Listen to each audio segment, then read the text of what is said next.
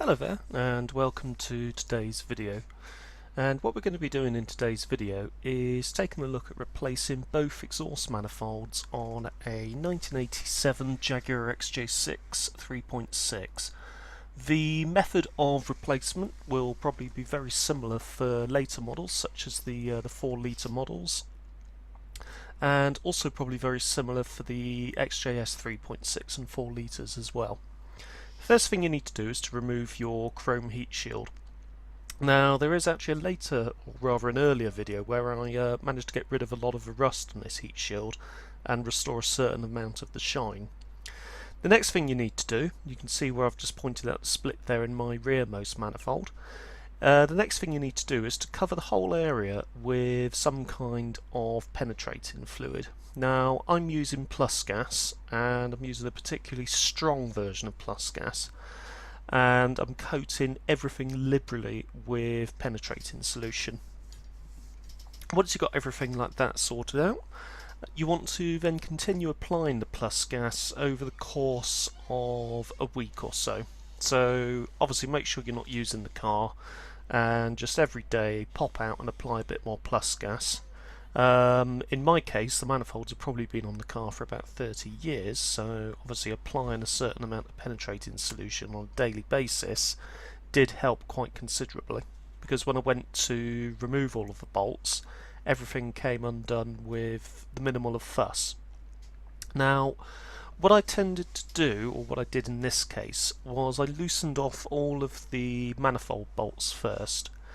Now, on your list of items that you want to have on order, you want to have some new manifold nuts on order. Also have on order as well and available some new studs, just in case you are sort of accidentally unscrewing the studs from the head itself, which can happen. You also want to have available a good set of gaskets. In this case I use the genuine Jaguar gaskets, which are quite expensive. And you also want to have the car jacked up at the front, because to get to those downpipe bolts you will need to have the car jacked up. So what I did first was I undid each manifold nut and just left the manifolds attached to the head with a couple of bolts, a couple of nuts rather, just loosely put on. What I've then did was underneath the car, using a combination of a universal socket and some extensions, a universal joint on a socket, flexible joint, and a number of extensions, I then loosened off the downpipe bolts. Now the downpipes are sort of held quite sturdily to the manifolds themselves, as they have been there for a number of years. So what I then had to do was, using a piece of long wood, in this case a small fence post and a lump hammer, I was able to knock the downpipes free from the manifolds. Before doing that though, from underneath the car you need to undo and separate the stay joint, or rather the exhaust stabilizer, which connects the front pipe to the gearbox, and that's held on by either a 10mm nut, or in my case, as I made one up many years ago, a threaded screw with a 10mm nut on the end of it. And once you got that out of the way, what I then did was I placed the jack underneath the downpipe with about a centimetre or so drop-in space between the downpipe and the top of the jack, and then applied some hammer force to that lump of wood that I mentioned earlier and the downpipe, and that was actually enough to get the downpipe to drop off of both manifolds and rest gently on the jack stand. You can then lower the jack stand a bit further so that the downpipes are completely clearing the manifolds themselves, and then you can undo the two bolts that you've loosely secured both manifolds on with, so that's 2 bolts per manifold, and remove the manifolds ready for replacement with new manifolds. What I did with the new manifolds was there was some corrosion on the actual face of the manifold itself. So what I effectively did was I used a bit of sort of fine grade sandpaper to smooth off the surface of the new manifolds. And then a bit of wire wool just to sort of bring the whole surface to a smooth polish. With the cylinder head, I didn't use anything abrasive on the cylinder head mating surface. What I did there was I sprayed it down with some plus gas and then just obviously let it soak for about half an hour or so, and then just used a clean rag to clean down the mating surface on the cylinder head itself. And to be honest with you, that was more than enough to allow the gaskets and the manifolds to mate onto the head quite successfully. Now the gaskets, don't be surprised on removal if you sort of find what appears to be 3 separate gaskets. The gaskets are actually a triple layer design, and they do, when they've been on there for a while, the little spot welds that hold the layers together do come apart, so it does almost sort of seem like you are removing 3 separate gaskets from each manifold. When you get the new gasket on there, especially if you've used the genuine Jaguar gaskets, you'll sort of notice that they are sort of a triple layer affair, and the actual apertures, the ports, have a little sort of raised bit on them. So what actually happens is the little raised bits sit inside the ports on the cylinder head and also sit inside the ports on the manifold. And what this actually allows you to do is to have a little bit of the port sat inside, providing a bit of a seal. Now, you shouldn't need to use any additional exhaust sealing paste for this particular job. It is something that's optional, but I found that I didn't need it. Now what you can see here is what I was talking about earlier with that bolt and that exhaust stay on the gearbox. You undo the little bolt there to obviously get that downpipe to a point where it can move downwards, and then with the jack underneath it you can apply a bit of force to knock it loose, obviously once you've loosened and removed the bolts on the downpipes, to actually knock it loose and get the whole sort of setup to drop onto the top of the jack. You don't want to really go much further because, to be honest with you, it's pretty much the whole exhaust system, apart from obviously some sort of rubber mounting points. The whole exhaust system is stabilised by that little bar attached to the gearbox bell housing.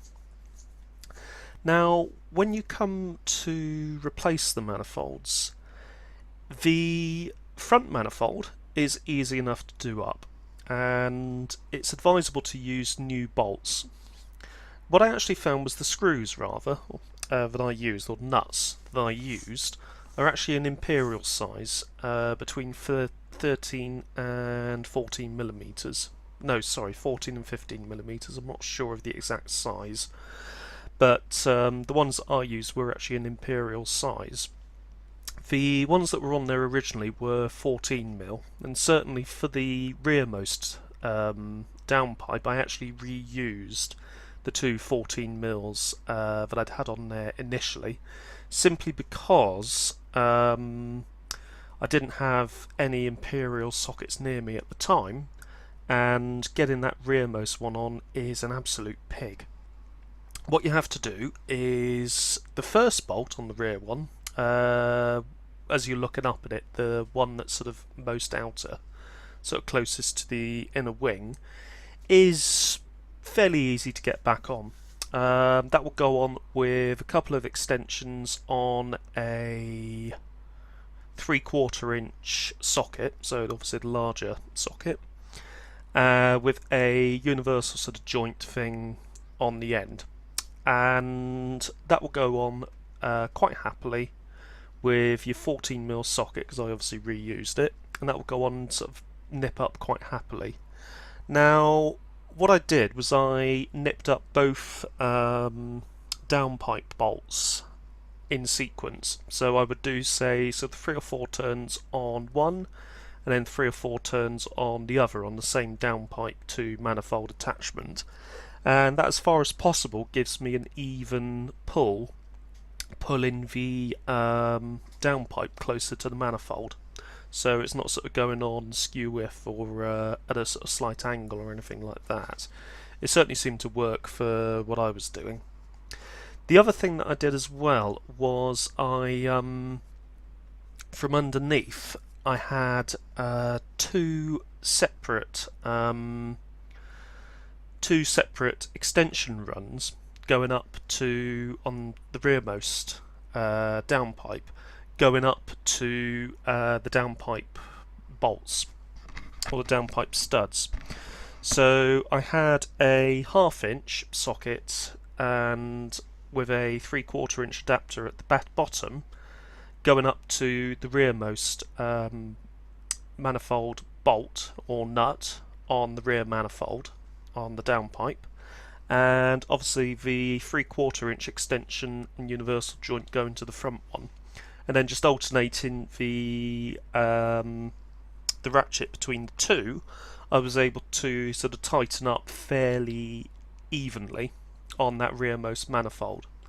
I applied the same logic to the front, but because I was able to easily move between the two, I only used one extension bar with socket on the end and universal joint at the top to obviously do up that front manifold. I'm not going to lie, it's a bit of a pig of a job, to be honest with you. It's got 2 out of 5 spanners in the Haynes manual, but what they don't account for is obviously the fact that the bolts that you're removing, or nuts that you're removing, have probably been on the car for, in my case, 31 years without being disturbed. And what they also don't account for is the access from underneath. Getting to certainly that rearmost downpipe was a bit of an arseache, to be honest with you, because you've obviously got the engine block in the way. You've got a strange angle that you're going up to that mounting bolt in, and it's just sort of generally sort of very awkward, fiddly job to actually get it done. But we got there, and the car did run a lot smoother afterwards and was also a lot quieter. Now, interestingly, what you can see on the side of the engine block here, that big bolt, I've got a feeling that that is actually the engine block coolant drainage bolt. And you can use that if you're doing a sort of a more intense coolant change. You can actually undo that bolt and remove all the coolant from the engine block itself. To be honest, I never use it. I just generally sort of tend to pull off the radiator bottom hose and just make sure I change the coolant every couple of years, and that's more than enough for me, to be honest, and has been for the 17 plus years that I've owned the car. The shot that we have at the moment is of the camera facing downwards, so you can see the steering column in the way there, with obviously the steering rack.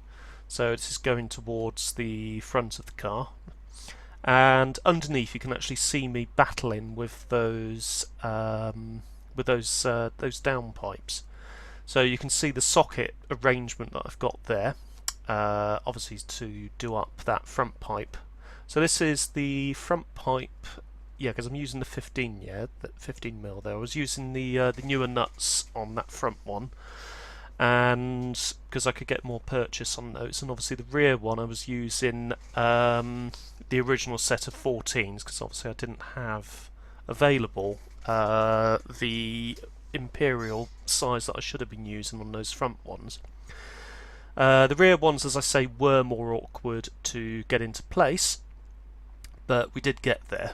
But I'm not going to lie, it was, as I've said before, not the most fun job in the world.